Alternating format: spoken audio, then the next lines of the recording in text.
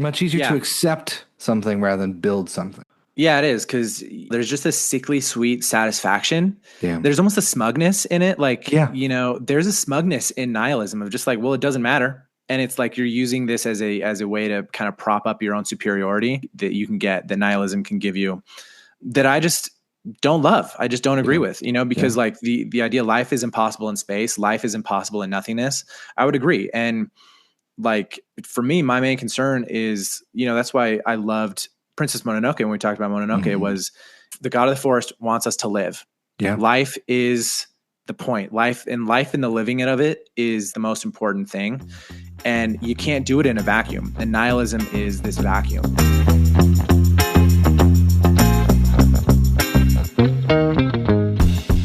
Talk to me about the river. You were back out last time of the season? No, those were just pictures of the last time. I don't know, but it was like maybe a month ago, that trip. Yeah. So yeah, I don't know. I love it. I'm really sad that while there are trips going on, I don't know if I'm going to make it on another one this season.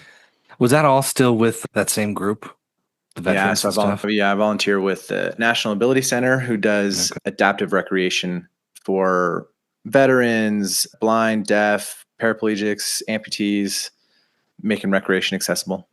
Wow. It's Yeah. for a good cause, and you love the river, so it's really the best of both worlds. It is the best of both worlds. And I'm applying to grad school to be a social worker, and they want you to total up all your human service hours. Okay. And because when I'm on the river, I'm on for 5 days. Yeah. That's like over 100 hours per trip. Oh so, my gosh. so at the end of all things, I have a lot of volunteer human service hours, which is pretty cool. You're probably a little ahead of the game when it comes to other applicants. Hopefully. Hopefully. Hopefully. Yeah, when do those go in? September, October? I'm already done with all my part. I'm just waiting on letters of recommendation from the people that I requested them from. Okay. So I have done everything that I can do. Well, let's talk about a sojourn elsewhere. Yes. Let's go to 2013's Gravity, your sacred text for this month. Yeah, dude, I love this Now, movie. did you see this movie in theaters? I did. So I saw this in IMAX 3D in theaters. Okay, that's what I was going to ask, because everyone that I've talked to that saw it IMAX or IMAX 3D has such an intense love for this that I don't think ever hits the same at home. So, being on my mission at that point, I definitely did not see it in theaters. Mm-hmm. And this is one of those movies that every time one of my best friends brings it up, he's like, "Oh, but you weren't in you had to have been in theaters to really get it." Yeah. And I felt a little bit of that watching it, but I want to hear from you what that experience was like. And like, did you watch a bunch of trailers? Did you go in blind? No, okay, for like context, right? So this is 2013. It was a summertime movie. I've been home from my LDS mission for maybe a year. Okay. Okay. When this came out. August so, 31st. Yeah, so a little over a year that I'd been home, and had just started school, and you know how that is. Like, Yep. you just like, I mean, I know you and I charted very similar paths, and this will become relevant as we start talking about the content of the movie. But you're just in the thick of just like, what is Mormonism, and what am I doing here? What did I just do? Yeah, and so when I saw this movie, I had seen trailers for it, and like this came out, I want to say Interstellar was around the same time. That was 2014, I want to say, summer 2014. Okay, so like there's a lot of space movies happening. There were, yeah. And this was, also like I knew who Alfonso Cuarón was, who directed this, and this was kind of in my era where I was like getting into movies. And yeah, so I saw the trailers for it, and I was like, I'm for sure seeing this in IMAX, and it's going to be 3D. Yeah. And so I drove all the way from Provo up to South Jordan to go see this. And it was one of, there's like probably 4 or 5 like intense cinema experiences. Mm-hmm. Avengers Endgame, the first time seeing Avengers Endgame is on that list.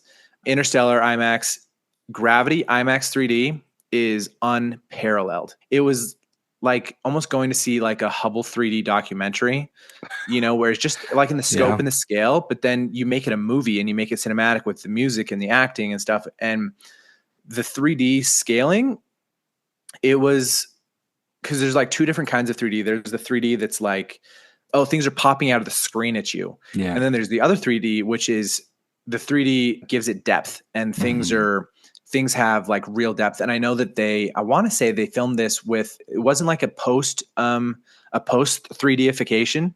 Okay. It was like, because sometimes when they do 3D, they'll do a post 3Dification where they film it all with like a singular lens and stuff.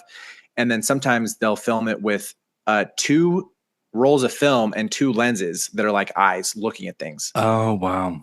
And I want to say, I mean, this was obviously back when 3D was like a big deal. And nowadays it's just not as a big a deal. Like it's just not the gimmick anymore. Yeah. Some movies are not meant to be 3D. Some movies are absolutely meant for 3D. And this is one of those because it made it feel like you were there, especially on an IMAX screen. It just felt so much more, not cinematic, but real life. Like you were there with the characters. Yeah, I did have to look it up just to make sure. It was filmed with multiple Arri Alexa cameras, for those who don't know, are like beautiful, beautiful cinema cameras. So you got to see it 3D, pretty packed theater, I'm guessing, right? I saw it, I want to say like 2 or 3 times in the, 3 or 4 week run that it had in Yeah. the IMAX theater. Initially, maybe, but I know over time, I'm like going to see movies in the middle of the day. Like that's Yeah. my preference. And so I don't know. I can't remember if it was packed, A little but emptier. yeah. And for those who don't know, which is most of our listeners, that drive from Provo to South Jordan, we're talking at least 30, 45 minutes, maybe Uh-huh. plus with traffic. That's a Yeah. commitment. That's a commitment to see it in IMAX 3D. Yeah, man. But when it was a sacred text, you do what you got to do. You do the pilgrimage, you do the sacred journey. So Literally, it's pilgrimage to the pilgrimage. let's do a quick synopsis without, I mean, there's not too much you can't share. Do a quick synopsis and then maybe take us into why this became a sacred text for you. Yeah. So this movie it's about this astronaut, Dr. Stone, played by Sandra Bullock, and her like team of astronauts, including George Clooney and some other like no-name actors who are up there doing some work on the Hubble Space Telescope for who knows what reason. But then Russia shoots down one of their spy satellites to like, I don't know, destroy it, I guess. So it doesn't And get then taken over. Yeah. yeah, and then it creates a chain reaction because of space debris and how much shit we have in low Earth orbit, Mhm. where it essentially creates a huge domino effect where all these satellites run into each other and blow up, and then they're just a cloud of debris orbiting the Earth at 17,000 miles an hour, which then just shreds everything in its path. Yeah. This is actually based on a very real theoretical proposition by an astronomer whose last name is Kessler, so it's called the Kessler syndrome.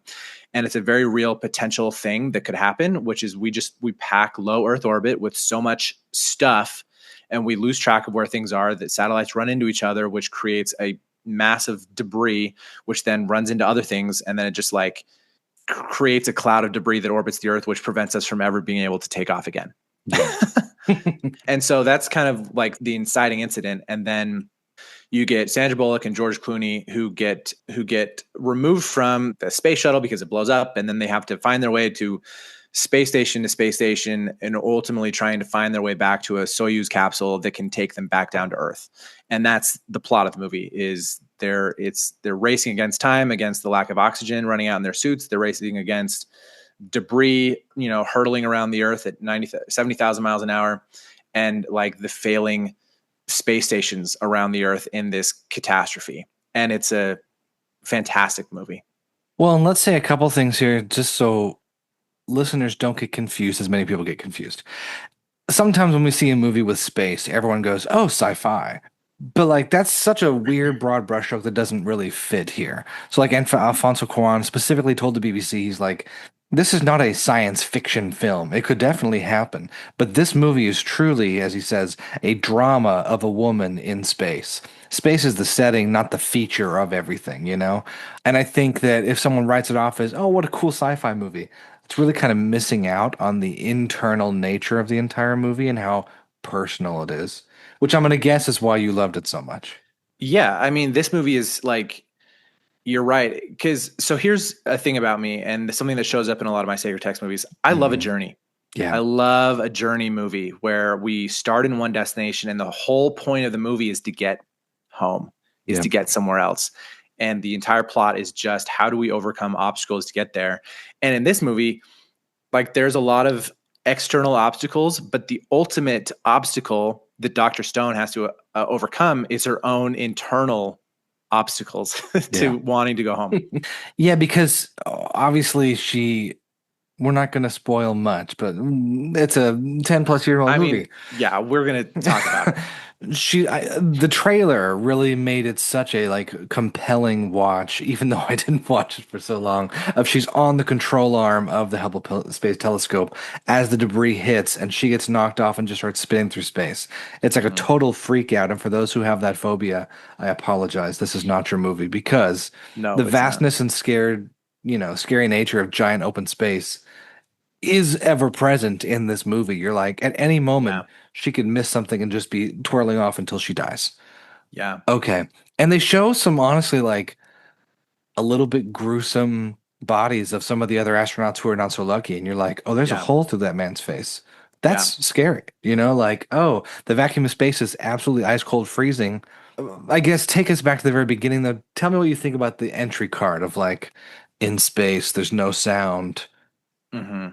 It felt like Alien, but not Alien. Like, Yeah. I mean, no I one can think, hear you scream, but yeah, I thought about that a lot where I'm like, in space, no one can hear you scream. And I don't know. I feel like some space movies, they need to give some of that context just yeah, for, like I personally, I know enough about space. I don't need that context, yeah, like yeah, I just don't. But it's a good, like, kind of leads us in. But I'll tell you what, that opening scene, 12 minutes unbroken, yeah, uncut. I mean, yeah. granted, they're not like, it is very digital. Like Uh-huh. I get that. It's an illusion that it's uncut, but still, like, it's a 12-minute sequence and it kind of Yeah, lends itself to this documentary feel of this movie. Like, we're, as an audience, we're there as documentary cameras watching this thing happen.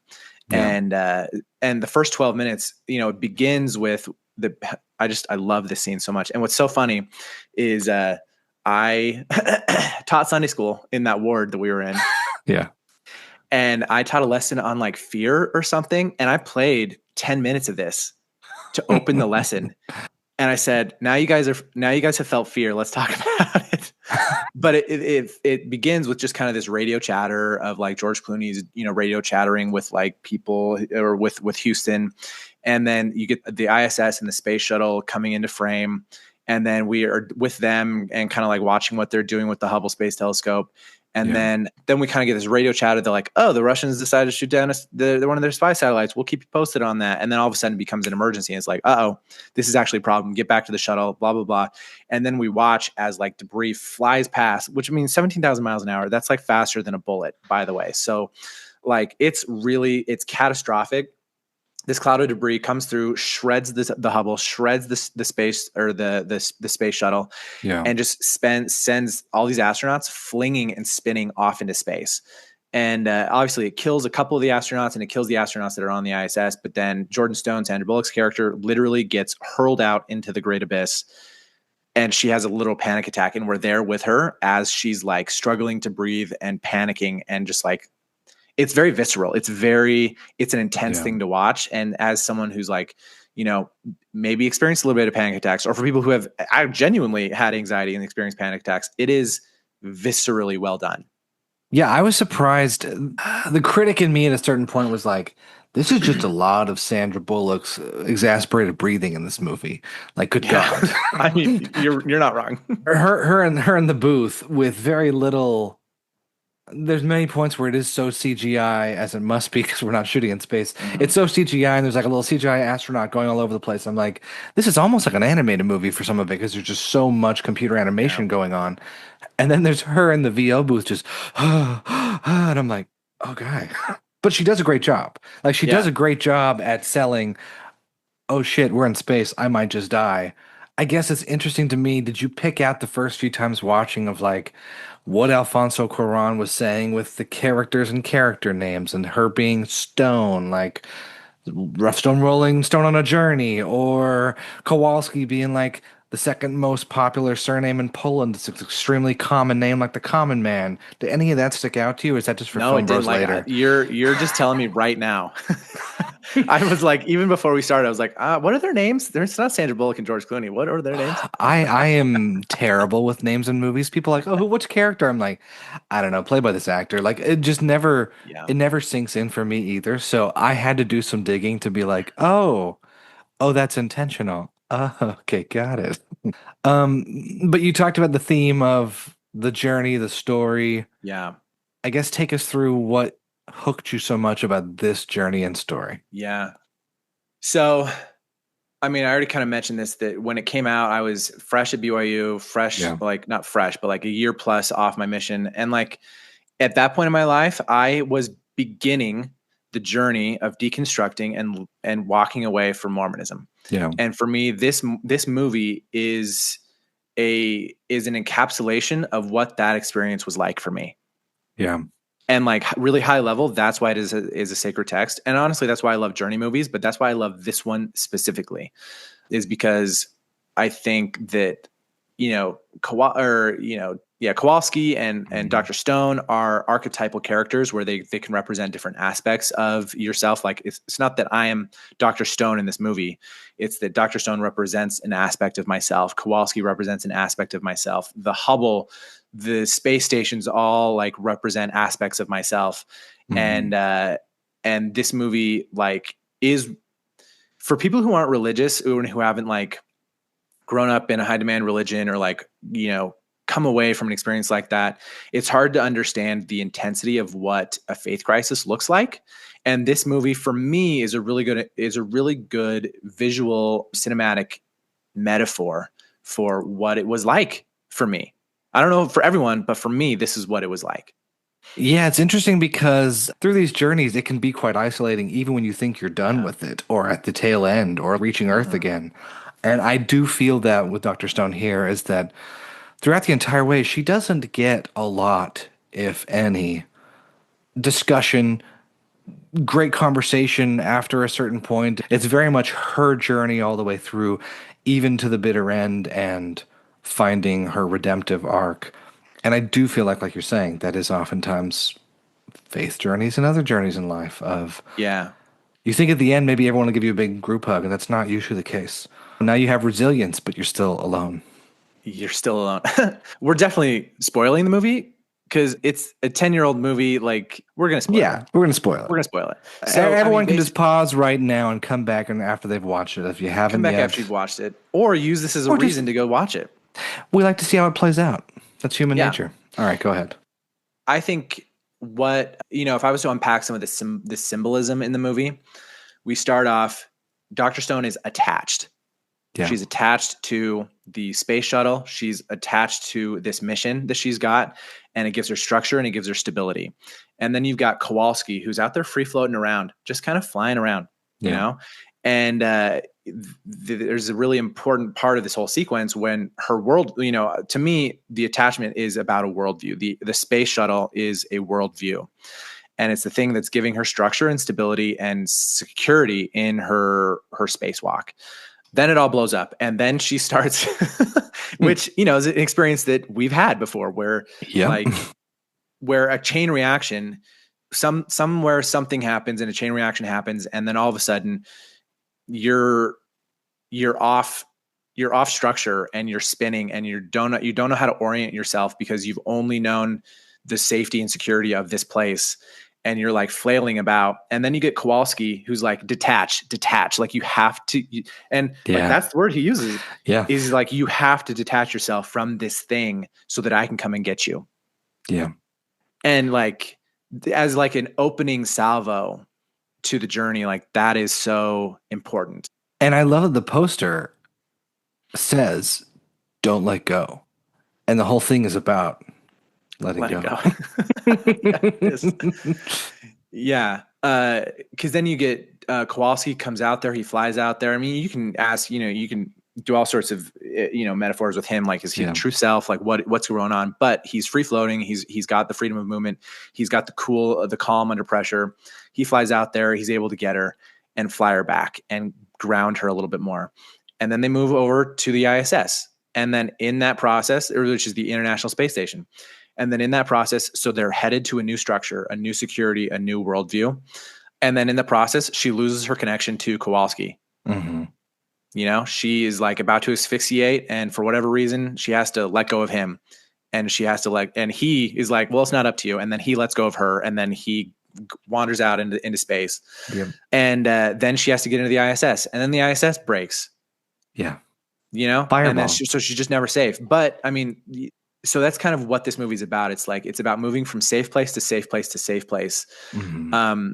with like tremendous imagery all throughout, because, it's really, we have a really sad moment where Kowalski is like, it's not up to you. Like, you got to let me go. And then he flies out into space. And then you get this really great moment where he's like, oh my gosh, he's contemplating his death, and he's playing his music. He's like, oh, the sunrise on the Ganges, amazing. And that's Yeah. the last thing we hear from him. But then she goes into the ISS, and, obviously this isn't accurate at all, but she takes off her spacesuit, and there's no catheter, there's no warming suit, there's no nothing, whatever, which I know real astronauts have. Yeah. But she takes it all off, and then you get the sun in the window, and then you get the air tubes around her, and it's like this womb like shot. Like, it is Mhm. artistry on display. It is just Yep. so beautiful, and it tells the audience that this is a story about rebirth. Mhm. It's not super subtle if you're paying attention to It it, can be missed though. but there's no character dialogue saying, "Oh wow, look at her, she's doing this rebirth thing." It's like, Yeah. if you have the eyes to see what's on, she's clearly a fetus in a womb right now. Like, Mhm. she's gestating, she's like going through a transformation. Like, it's really powerful to see Yeah. that kind of stuff. You, Any you thoughts? a lesser director would have been like, time to start over. Would have given her some really cheap, cheesy dialogue for everyone to Mm-hmm. be like, got it. Yeah. No, I do love the visual rebirth of the ISS, especially because in a certain sense, like they were fixing the Hubble, they had the space shuttle, U.S. space shuttle, Mm-hmm. going back to the ISS, which is like an international thing. It kind of felt like a back to the roots of humanity in space, if you will. Mm-hmm. And I also love that earlier in the movie, Dr. Stone tells Kowalski, like, when he's playing the radio, whatever else, and they're fixing, she's like, oh, no, no. I love space. I love the silence. And then she gets an overabundance of what she apparently loves. And it's kind of like hits a point of, oh, no. Do I really love that, or do I love the idea of it? But it plays such a big part of in the space station having to go through the fires of affliction literally to get into something and not knowing what she's going to do and kind of having a visionary experience that follows. It's very religious, if you will. Oh, this movie is deeply spiritual. And like, Yeah. so on the, high level, I think this movie is about the battle against nihilism. Hmm. Hmm. It's that, like, there is, I mean, hell, I wrote a book Yeah. and it touched on this, that I think for people who grew up really religious and spiritual, when they become detached from it and deconstruct from it, I think there's a gravity to nihilism, which is Hmm. this belief that nothing matters. Yeah. And there's really pretty shiny ways that you can spin nihilism. But I think this movie is saying that nihilism, this movie it's about the battle against nihilism, about this, like, this effort, this Herculean effort to not be pulled into meaninglessness, Yeah. despite everything around you falling apart. Well, and I guess using that Dr. Stone, I love silence thing. Mm-hmm. She loves silence, but at the end of the day, what really drives her forward is the idea of family, children, connection, humanity. Mm-hmm. It's a departure from the nihilism, from the silence towards human connection and true humanity, which I do love. And I love Yeah. that it could have gone a much more depressing way multiple times throughout the movie of like, oh, Yeah. here we go, here we go. But even like when Kowalski floats away, he ends on a happy note. And he's Yeah. able to say like, oh my gosh, yeah, sunrise on the Ganges. I also love how intentional the Alfonso Cuarón is in how he shows things, when he shows things. At 4040, the exact midpoint of the movie, she's looking into the eye of the storm from the capsule. I mean, look, not everyone's going to realize that, but when you're watching it and you have a pause on your TV and you're like, oh my gosh, we're Yeah. halfway through. It's just a fun way to play with visuals and tell the story again without too much heady Yeah. dialogue. Yeah. So some more plot context is Dr. Stone. It's revealed that, like, she's undergone a tremendous trauma, which is that she had a daughter and her daughter died. Yeah. She like tripped, hit her head, and that was it. And she just died. And so she's obviously in this zone of grief when she's on this mission, and you can tell that she's carrying a lot of sorrow, but she's clearly running from her sorrow and running from ever having human connection or relationship again as a way of a defense mechanism from protecting her. And so that's why she's like, I like the silence up here because she's safe. She's protected. There's no one up there that can hurt her. And the whole story is about how does she come back to herself. So it's also like about this battle against nihilism, but also what nihilism does to you, which is to say that no one else is important. I can't experience pain anymore. So I'm just going to shut everything out. So, to continue the journey, she's on the ISS. There's a loose flame in there, and, fire in an hyper oxygenated environment is one of the most dangerous things in the world. Yep. And so then she has to like get into the Soyuz capsule, or not the Soyuz, the reentry capsule or whatever. And she has to like get over, but it's all tangled up and stuff. And it's a whole heroic thing that she does. And then she's floating out there. It gets disentangled from the ISS, which then blows up. And then she's just floating out there. And she's like, I've exhausted all of my options. I'm out of gas. Like I can't make it over to the Chinese station, who has another Soyuz that I could use to get back to Earth. I can't get over there because this capsule that I'm in is out of gas. And then we get this beautiful scene of her kind of descending into and surrendering to giving up to nihilism. Yeah. And she's like communicating on the radio. She's trying to like do the Houston in the blind thing, which, by the way, fantastic metaphor for prayer, like, especially because in this scene, because the entire time, like they're communicating with Houston, and then all the radios go deaf, go blind, go off. And then Kowalski's like, hey, we got to keep talking to Houston because we never know who's going to be listening. Yeah. And you never know like how it's going to help. And then, so she gets into this capsule and she's still, Houston in the blinding, which is also narrative, like a tool so that she can still like kind of narrate her journey. Yeah. But then she's picking up radio signals from some random farmer, on Earth somewhere. Yeah. And she's like hearing his dog, hearing his baby. And she's just kind of like coming down into this, like giving up and dying. And she's like, I know everyone dies, but I'm going to die today. And watching that like settle in onto her is so powerful, because like that's the truth of the human journey, is that we're all going to die, and someday we will die today.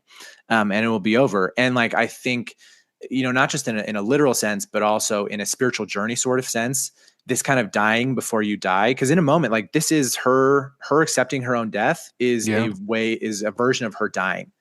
She's dying to her old self. Like we saw the rebirth metaphor. This is her dying to her old self. And then she prepares, she turns out the lights, she turns down the oxygen saturation. So she's just breathing CO2 and she's preparing to go to sleep. And so like the question that I was going to ask before we jump into the second half of that scene is, there's an appeal in giving up on the spiritual journey. Like, talk to me about what is the appeal in nihilism? What is the appeal in this like cynical giving upness? I think it's almost like I feel like for many people, it's the belief that what if it doesn't matter at all? And if it doesn't matter, why did I do something? Am I wasting energy and time and breath and space? Which is perfect for this movie, because she feels that way at many points. She's literally wasting breath and wasting oxygen. And I think this movie does a good job of saying, if we go back to the title card, it says at 600 kilometers above planet Earth, the temperature fluctuates between 258 plus and minus 148 degrees Fahrenheit. There's nothing to carry sound, no air pressure, no oxygen. Life in space is impossible. And I kind of feel like for nihilism, that last little sentence is what gets everyone hooked. Life in space is impossible. Understanding your life in the context of everything else, once you hit that point in the spiritual journey where you're like, oh, none of it matters, that is like the first and easiest clamp to grab onto. Oh, it's impossible. We're all doomed, and that's easier than wondering what to do, knowing that it might not matter at all. Okay. Yeah. Much easier to accept something rather than build something. Yeah, it is, because there's just a sickly sweet satisfaction. Yeah. There's almost a smugness in it. Like, there's a smugness in nihilism of just like, well, it doesn't matter. And it's like you're using this as a way to kind of prop up your own superiority. Yeah. It's a weird, like, reverse image, like negative space kind of superiority that you can get, that nihilism can give you, that I just, don't love. I just don't agree Yeah. with, Yeah. because like the idea life is impossible in space, life is impossible in nothingness. I would agree. And like for me, my main concern is, that's why I loved Princess Mononoke when we talked about Mononoke. It Hmm. was the god of the forest wants us to live. Yeah. Life is the point. Life and the living of it is the most important thing. And you can't do it in a vacuum. And nihilism is this Yeah. vacuum. And that can really lure you in as it does. And Dr. Stone had turned, she's preparing to die, listening to this weird farmer guy, and his baby chatter. And then she has this hallucination dream sequence in her dying brain where Kowalski comes back, opens the door to the little capsule, vents the whole thing. She doesn't die. She's holding her breath. He comes in, shuts the door, turns the lights on, brings back the oxygen, and he takes off his helmet. He's like, wow, that was a hell of a ride. And she's like, how are you alive? He's like, it's a hell of a story. And then he turns on the lights, finds the vodka, takes a drink or whatever. And then she's like, I can't keep going. There's no way to get there. He's like, there's always a way. There's always a little bit of gas. And she's like, we got the landing jets. He's like, well, landing is the same as launching. Didn't they tell you that? And she's like, no, Yeah. but I'm not launching. He's like, but you know about this thing. Hmm. It's gas in the tank. Like you can get some momentum. Yeah. And then she's like, but I can't. And then he's like, look, you can either stay here or you can go home. Which is beautiful. And I wrote this down because I love this. I think about this literally all the time because I want to be a therapist. I have a lot of Yeah. friends who, and people in my life that I've talked with about their stuff. And sometimes we prefer our own sorrow and suffering to healing and moving on to something that's going to support us better. And I think this scene is a perfect encapsulation of how I feel a lot of just like, well, are you sick enough? Like, are you ready to go home? Yeah. You could stay here in this mindset. Like he says, it's nice here. You can shut down all the systems, turn out all the lights, just close your eyes and tune out everyone. No one can hurt you up here. It's safe. What is the point of going on, of living up here? Yeah. And he's like, I get it. It's nice up here. But it's a matter of what do you do now? You got to plant both your feet on the ground and start living. Yeah. He's like, I get it. You've experienced a hard trauma. Your kid died. Like it doesn't get worse than that. But what are you going to do about it right now? And then like the camera fade or like camera shifts over and then it comes back and it's clear Kowalski was a dream. He wasn't obviously there because he's dead. Yeah. And then, but she's like, okay, I've got it. So she turns the lights back on, turns back the oxygen. And she's like, okay, I'm not going to give up. And so she uses the landing jets to push herself over towards the Chinese space station. And then she uses the fire extinguisher to launch herself out of the ship and Which then is beautiful. propel herself back over to the Chinese station. And she grabs it and then she gets in and just fantastic. The transformation where she is clear that she died and now this is her new self. Yeah. Fantastic. And accepting the death of what was, which I think is beautiful. And her using the fire extinguisher, I think is like the most beautiful metaphor of what's going to save you in case of fire can also save you in this moment and help you save yourself. Use it. Don't just sit with it. Use it and get going. What do you think this movie teaches you or enlightens you about like life, death, the afterlife? Because there's a TikTok I can't wait to talk about, but I want to hear what your opinion is first. Maybe see if it relates before we do it. So basically what we get after this, and I will answer your question, but Yes. I will use the movie to do it. Good call. She gets into the Chinese station. She finds her way into the Soyuz, and then she is essentially bracing herself, and she gives herself this talk. And she's still Houston in the blinding, by the way. And this time she's doing it with intention and with gut. Before she was just kind of like Houston in the blind, blah, blah, blah, blah, blah. But now she's like in this capsule and she's like, Houston in the blind, this is Dr. Stone, blah, blah, blah. And she's got this gumption and this fire. Yeah. And she's like, the way I see it, there's only two outcomes on this reentry because she's in the capsule that's going to take her back to Earth. She's like, on this reentry, there's only two outcomes. One, I'm going to burn up and die. Yeah. Or I'm going to make it through. And then I'm going to have a hell of a story to tell. But either way, it's going to be one hell of a ride. Beautiful quote. Yep. And I'm just like, that is the encapsulation of how I currently am. Yeah. I mean, I don't know, maybe of an aspect of how I currently am, right? Yeah. And you get this great moment because the Houston in the blind, like I said, it's clearly a metaphor for prayer. Because in the previous scene where she was talking to Anagong, the farmer, she was like, would you pray for me? No one ever taught me to pray. I'm like, wow, well, that's really heartbreaking. Yeah. Clearly she's been praying this entire time. She's been praying this entire time. It's Yep. just been to Houston in the blind. But then, I think there's obviously some rich metaphors going from like Hubble to the ISS to the Chinese station in terms of just like Western to Eastern spirituality systems. Yep. Because then there's a little bit of a shot that catches the Buddha. There's a little Buddha statue attached to the kind of the console here. And he's good in some of the subtlety, and when he isn't subtle, he's also gently not subtle. He's not like, you should be a Buddhist. He's just like, hey, we're gonna put her in a Chinese station, and it's gonna take her back down to earth. Yeah. And then so in terms of to answer your question, I don't know. Like I'm loosely detached / loosely attached to certain ideas about spirituality and about stuff, but I'm very much in the position of, this is either one of two things. Like, one, this could be nothing. This could all just be a weird chaos of, careening atoms in space, and I'm part of it. Or I'm going to live through this whole thing. Yeah. And I'm going to be myself on the other side of some veiled death. But either way, it doesn't change the fact that right now I have to live. Yeah. Regardless of what those two answers are, it doesn't change the fact that right now I'm alive and I have to live, and I have a life to live. And I can either like be caught up in the nihilism of it all, of it doesn't matter, and let that ruin my chance to be here and like smell the air and like to water flowers and stuff. Or I can just lean in to Houston in the blind and just say, I got a life to live. I got to plant both my feet on the ground and just start living. Yeah.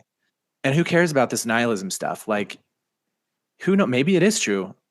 It doesn't fucking matter. And that's the beautiful part. It doesn't. Yeah. Because what does matter is we're alive right here, right now, and we have a life to live. And then, that's an answer to that question. The nihilism is about the nihilism. What a beautiful, I'm wielding it against itself. I think that's beautiful. And, there's sometimes people have said, perhaps we have too much time on our hands. Perhaps we live too cushy of lives where there's food at the grocery store and the rest of it, that we can sit here and spin out and be worried about things that perhaps we wouldn't be worried about. I mean, you look back at enough writings and philosophy and the rest of it and journals, and you're like, oh, this is the human condition. People have been worried about this. Maybe not everyday people, but there's been enough to prove that this is not something brand new. But I saw this TikTok, and I don't know if I sent it to you. I know I reposted it. I just loved it. And I tried showing it to a couple of people, and they didn't love it. So I'm totally okay if you don't too. But I want to share it, and then we'll talk about it. I'm interested in religion. But whenever a religion has an afterlife, it loses me. That's great. It just loses me. Because I view the afterlife the way I view the after party. I'm not going. Wonderful. If it's not going to happen at the party, I'm going home. Dude. I didn't even want to come to the party. I barely came to the party. This is genius.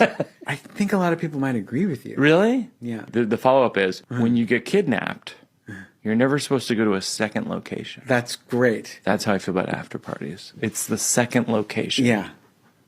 And afterlife. Anything can happen. Yeah. I'm not interested. Not interested. It feels dangerous to me. As you're asking me, my answer is already no. Are you going to like, we're going to have this fake conversation? Oh, maybe. Oh, yeah, maybe. Where is it? It's far from here. Yeah. You're going, right? Yeah, I'll probably see you there. I'll see you there. Yeah. You bet. Yeah, I'll be at the I believe in what you believe. Yeah, we believe the same thing. I'll be at the afterlife. 2 a.m. This to me is the perfect encapsulation of the nihilism conversation, the theology conversation, all the rest of it. And it's where books like The Power of Now and Transforming Problems into Happiness, these books that I've really like grabbed onto the last few years, that's the same sentiment of like, I'm not so interested in the after party. And I think if this movie was written by someone who was perhaps so focused on the after party, it would have had a different turn. Because it would have been like, oh my gosh, you went all through this. It doesn't matter if you die because you have something later. It's like, no, I'm not interested in the after party. We'll deal with that later. But yeah, I don't care about going to a second location. That's not what I'm interested in right now. What really matters is the here and now. And if you're not enjoying, appreciating, and finding sanctity and progress and spirituality and connection right now, the next part doesn't really matter. You've totally missed the plot. And I Yeah. think that's what Alfonso Cuarón does so well. Is after she goes through the dark night of the soul and she has her nihilistic middle of the movie of struggling and saying, let's turn on the CO2 and be done. The reality is, it's like, wait, why wait for the after party? Let's do this now. Do or die. I could die going Yeah. in the atmosphere. That's probably pretty likely for the ship that she's in, Hmm. but let's do it anyways because that's life. You take another step forward. You don't just sit waiting for what's going to happen next. Yeah, I'd say so. This is like a spiritual nearsightedness that Eastern spirituality has that Western spirituality doesn't. You know, Western spirituality is very farsighted. It's about Yeah. how can I live life in a way to get something in the next one. And I mean, that's a broad brushstroke that I'm painting with. So, but on the whole, that was my experience. And Eastern spirituality is a little more nearsighted. And there are many moments in the movie where the camera goes nearsighted, kind of hinting this. There's a lot of what I'd call meanwhiles in the movie where you get the characters in doing something and then something drifts in front of the camera and then the camera focuses in on that thing while other things are happening, like a droplet of water. Yeah. Focuses in on that and then it moves away, or like a pen or a little flame. You know, characters are off doing something and then it focuses in and it becomes nearsighted. We as an audience become nearsighted, which moves into the deorbiting sequence, which by the way, I think is one of the most chair gripping scenes I've ever seen, especially in an IMAX 3D movie theater. Is just phenomenal, from the music to like the sound design to everything. Like I sometimes when I'm just like in the middle of the winter and I'm feeling low, I will rewatch the deorbiting sequence over and over again. But part of the sound design is she comes down, she lands. All of a sudden you get Houston comes back on the radio, water starts streaming in this thing. And it's this chaos of, oh, I'm home, but like I'm still in danger. And then all the things that were existed to keep her safe before now are a danger to her in this context shift. Yeah. And I think that's also part of the spiritual journey. The things that you use to keep you safe become a danger to you on later stages of the journey. And you need to surrender those things. You need to surrender the capsule, the spacesuit, the parachute, all of it. And then she pushes herself out and she swims through the water. And then we get another meanwhile, which is this frog that is so adapted to living in this thing that is giving her, that is an existential threat to her, which is being underwater. And we just get this frog that's just like going about its day. And it's so well adapted to living in this place that is currently dangerous to our main character. And I love that juxtaposition. And then she swims up to the top, she catches her breath, she floats. And all of a sudden we're assaulted by the sound of bugs, the sounds of frogs, like the water. We just like get all this sound that is like a huge juxtaposition against all the silence we've been experiencing for the entirety of the movie. And that this is it. This is life. Yeah.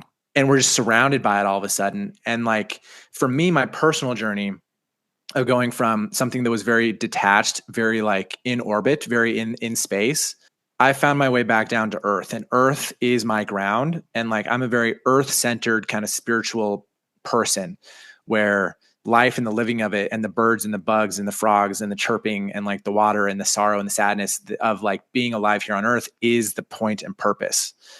And so that she's here on earth and she's like barely able to struggle to push herself up because her muscles are so atrophied. And she's like crawling her way out of the water into the mud while like this like primal music is playing. And it's just like, holy fuck, this is amazing. This is so good. It's like evolution. She's a new Eve and back on earth. And that sequence was filmed at Lake Powell, which is here at home in Utah. So I, of course, loved it. Yeah, it is almost like crawling out of the primordial swamp, a little bit of like, just the wetness of the mud on her feet. Yeah. It's grossly beautiful and natural.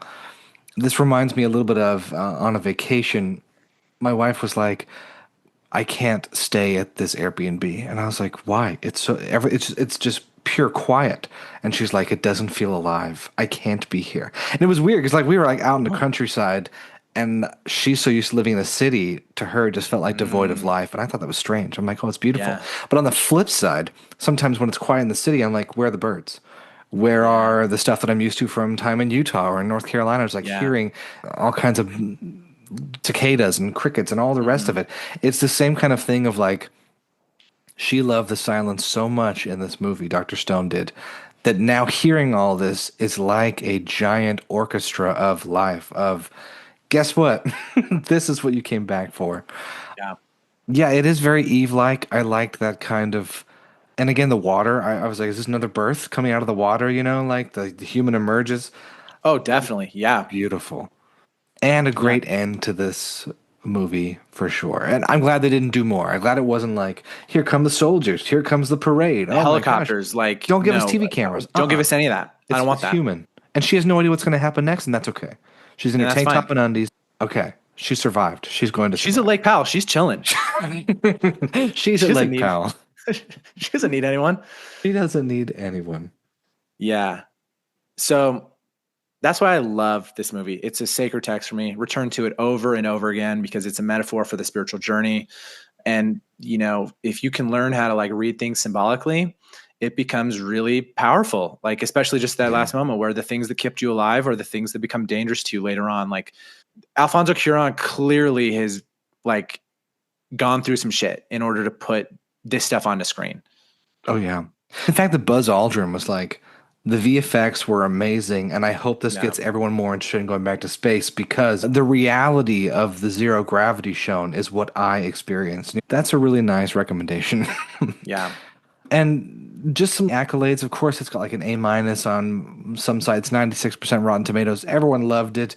Huge at the box office, 700 plus million worldwide. This was one of the most pirated movies in 2014 when it came out. And it came out end of August. Over 29.4 million downloads. People wanted to see this movie. It was mind-blowing and had such a grip. Yeah. So if you haven't seen it yet, as I had not until last couple weeks, it's on Prime. We'll have it all linked in the show notes and such. But go give it a watch because it is, as you've been saying, just that good. And it's a sacred text. It's beautiful. Beautiful. And the soundtrack, phenomenal. I could talk endlessly about this, but just go watch it. Just go watch it, audience. Just go watch it.